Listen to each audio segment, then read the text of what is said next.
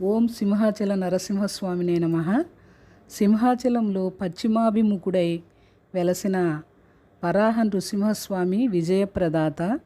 సింహాచల క్షేత్రంలో ప్రధాన ఉత్సవాలు 2. ఏడాదికి ఒక్కసారి మాత్రమే నిజరూప దర్శనం ఇచ్చే సింహాచల నరసింహస్వామి చైత్రమాసంలో పెళ్ళికొడుకు అవుతాడు. వైశాఖ శుద్ధ తదినాడు ఆయనకు చందన సేవ జరుగుతుంది. చైత్రశుద్ధ ఏకాదశి నాడు సింహాద్రి అప్పన్న కళ్యాణోత్సవం జరుగుతుంది.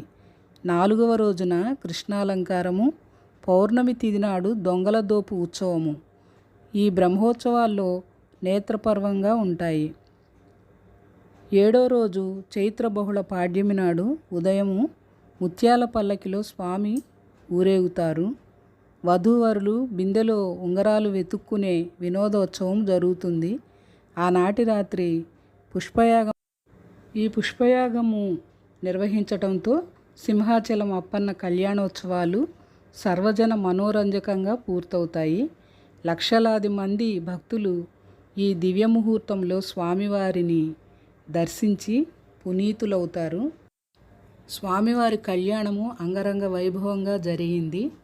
19వ తారీఖున స్వామివారి చందనోత్సవము 10/5/2024 వైశాఖ తృతీయ రోజు చందనోత్సవము జరుగుతుంది. ఆ రోజు లక్షలాది మంది భక్తులు స్వామివారి దర్శనానికై బారులు తీరి ఉంటారు.